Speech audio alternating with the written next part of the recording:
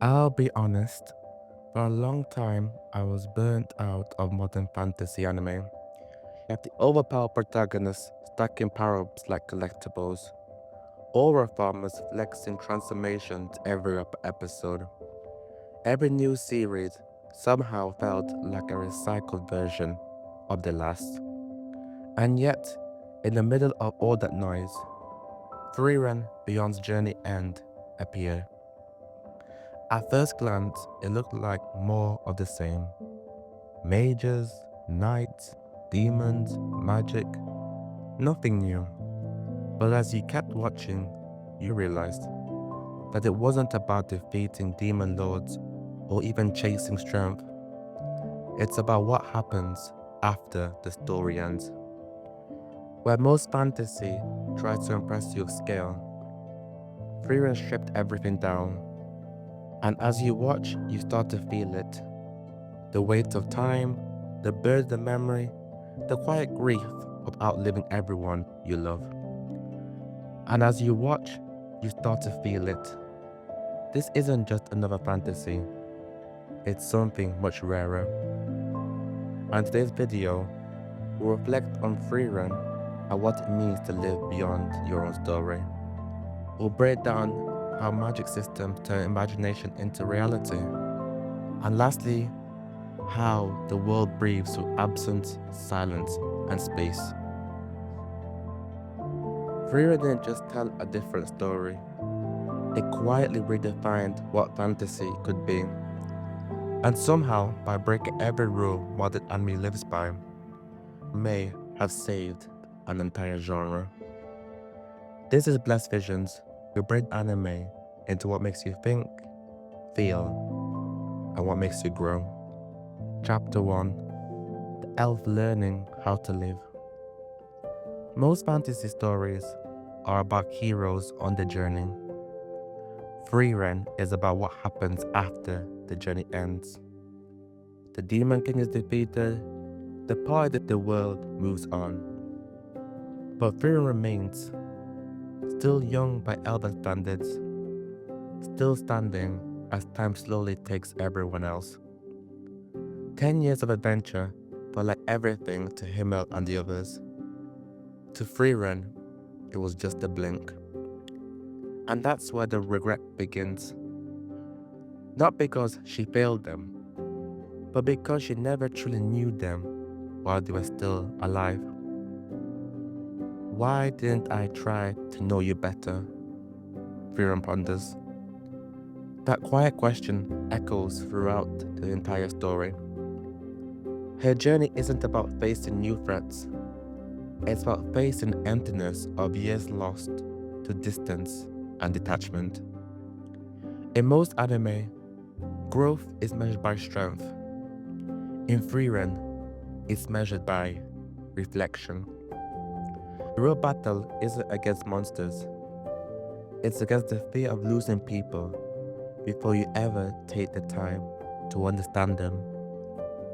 Frieren, for all her magic, cannot rewind time, but she can choose to live differently now, to finally see, to finally feel, and to finally carry the people she overlooked. Where most characters seek power, Frieren seeks presence, which is what makes her a fascinating character and the perfect MC for such a beautiful world. Chapter 2: A Magic System Shaped by Imagination. One of the standout things about Frieren is the power system. Most magic systems follow rules: mana, control, power scaling, hard limits. And at first glance, Frieren's magic system seems to fit them all. Frieren teaches Fern, more mana equals stronger spells, better control equals precision, and visualization lets you create what you can clearly imagine. It almost feels scientific, as if magic was studied like physics or chemistry. But where most hard systems stay rigid, Frieren introduces something softer, something fragile, and something deeply human: intuition. Through your bell, we see the difference. She doesn't just follow formulas, she feels her way through spells. She imagines cutting through cloth, even when the cloth is pure magic. And somehow it works. On paper, this kind of rule threatens to break the system entirely. As poorly handled, it risks becoming a lazy loophole, a cheap way to bypass obstacles. But Frieren never abuses it. Instead, visualization becomes both a boundary and a freedom. The perfect power system for the world of Frieren. You can't create what you can't imagine, but if your mind can see it, even the impossible becomes possible. It's almost musical. Now the difference between a musician reading the sheet music and one who plays by simply hearing the song. Both play the same notes, but one plays with calculation, the other plays with feeling. And neither is wrong, and both have all the potential to be incredible. And this is where Frieren's magic feels alive.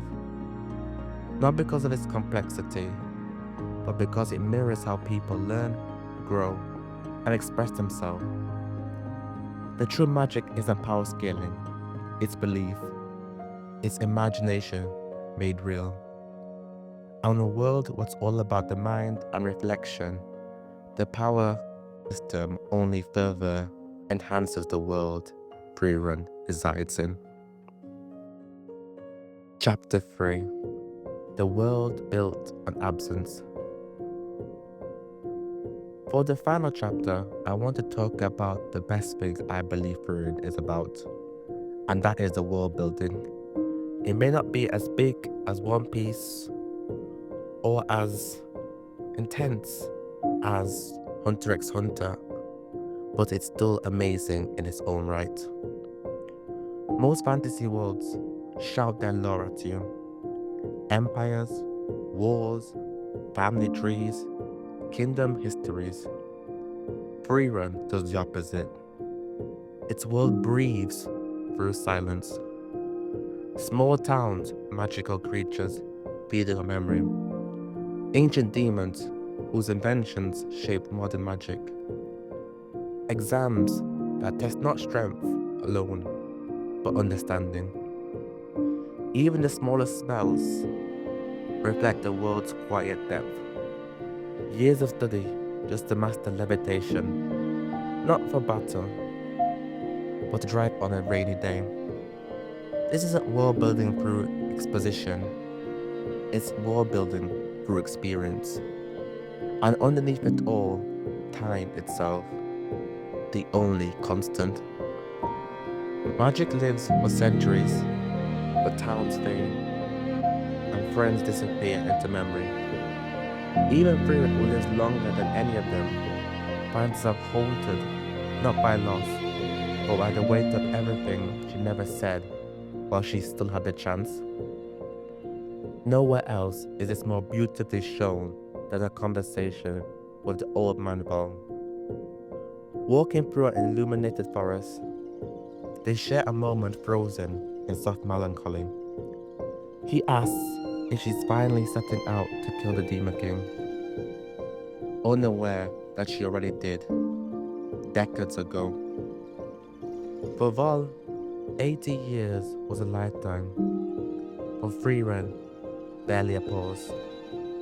And yet even as his memory fades, Val clings to the one thing: his promise to protect his town, his loyalty to his wife, whose face he can no longer remember.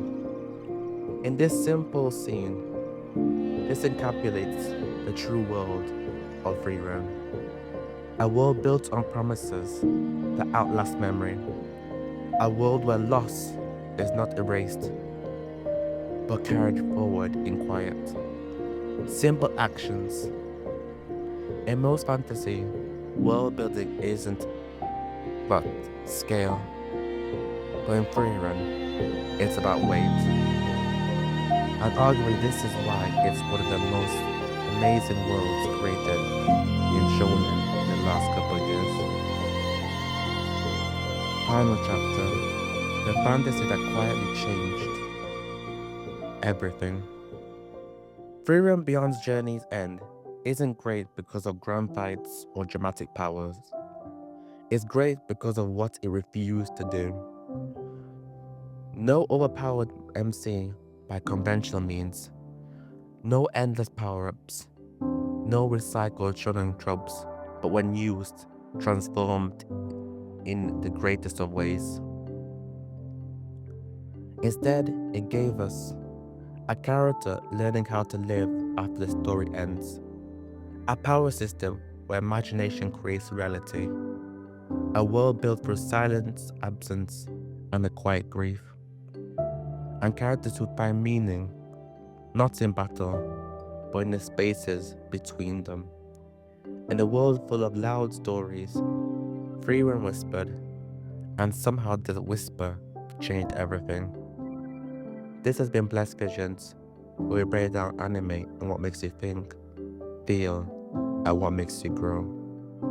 I hope you enjoyed this video, and let me know what other kind of videos you'd like to see in the future. I'm trying to get 1,000 subscribers by the end of the month, so it'll be a pleasure if you guys subscribed. But if not, hope to see you in the next video regardless. Like, comment, and subscribe, and all the best. Ciao.